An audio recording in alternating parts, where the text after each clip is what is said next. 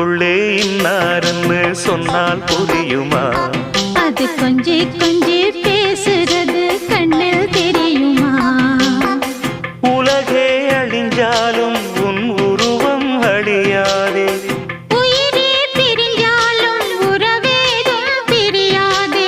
உண்ணாமல் உறங்காமல் உன்னால் தவிக்கும் பொண்ணு மணியின் நெஞ்சுக்குள்ளே இன்னாருன்னு சொன்னால் புரியுமா?